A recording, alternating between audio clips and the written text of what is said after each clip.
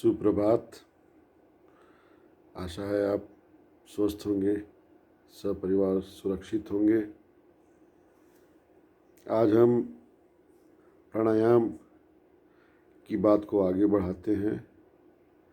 सांसों का जीवन में बस इतना महत्व है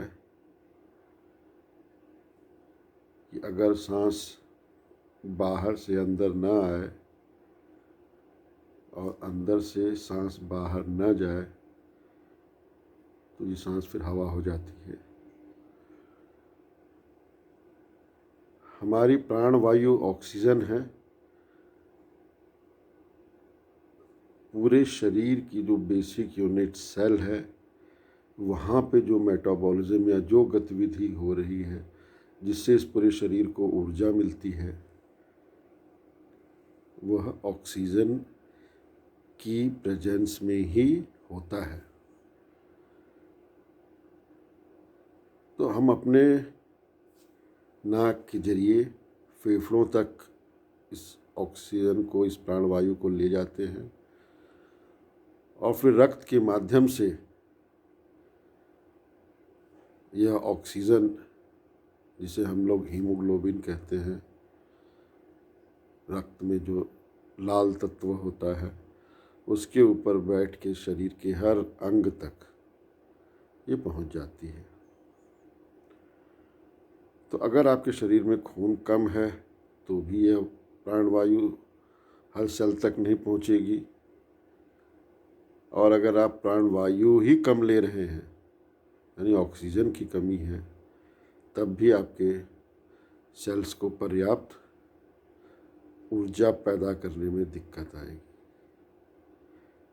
एक तीसरा कारण भी हो सकता है कि आपके फेफड़े ही डैमेज हों, यानी ऑक्सीजन भी आप सही ले रहे हों, रक्त भी आपका सही है, लेकिन फेफड़े में जो ऑक्सीजन और रक्त के बीच आदान प्रदान होता है, ब्लड पूरे शरीर का कार्बन डाइऑक्साइड फेफड़ों तक लाता है, उसको बाहर निकालता है और फिर रक्त वापस ऑक्सीजन को उसकी मंजिल तक पहुंचाता है। अगर फेफड़ों में ही दिक्कत है तो सब कुछ होना कोई मायने नहीं रखता है। फेफड़ों को मजबूत करने के लिए है प्राणायाम। कल हम लोगों ने 2 विधियों पे बात करी थी। आज हम कपालभाति पे बात करेंगे। कपालभाति में हम फोर्सफुली पेट को अंदर लेते हुए फेफड़े से सारी की सारी वायु को बाहर निकालते हैं। इसमें बाहर हवा छोड़ने पे हम ध्यान नहीं देते हैं। आइए करके देखें।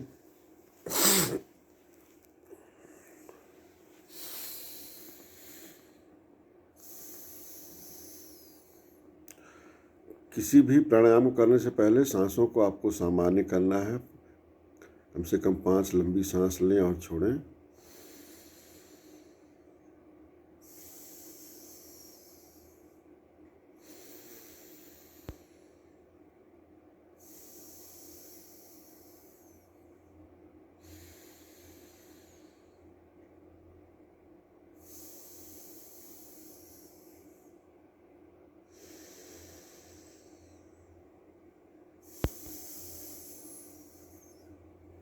अब आप देखें।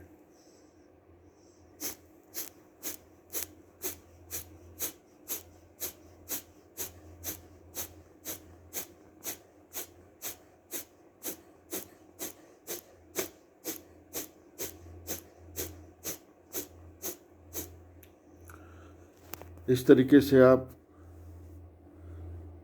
जितनी बार कंफर्टेबल हो, 50 से 100 के बीच में, और कम से कम 15 मिनट आप कपालभाति को कर सकते हैं। आपके एब्डोमिनल एरिया से सारे जो आपके इम्पॉर्टेंट विसरल ऑर्गन हैं, जो अंग हमारे लिए अति आवश्यक हैं, वहाँ से सब कुछ जो गंदा होता है, जिसे भी आप सोच सकते हैं, चाहे वो कार्बन डाइऑक्साइड हो, चाहे एक्सक्रीटरी मटेरियल हो, उस सबके उत्सर्जन में यह कपालभाति निश्चित मदद करता है।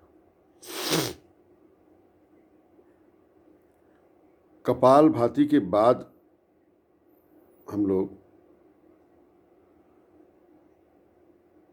उज्जयी ओम का जाप है, और इसको बिल्कुल इसमें कुछ समझने की ज़रूरत है। ओम शब्द जो है वो अ ओ म म,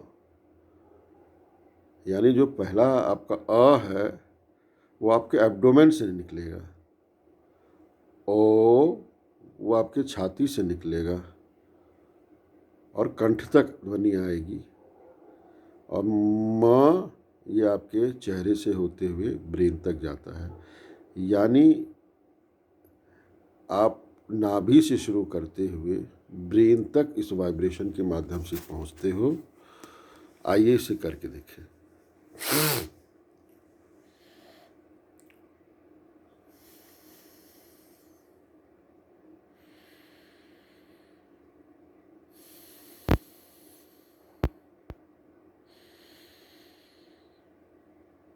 सांसों को सामान्य कर लें।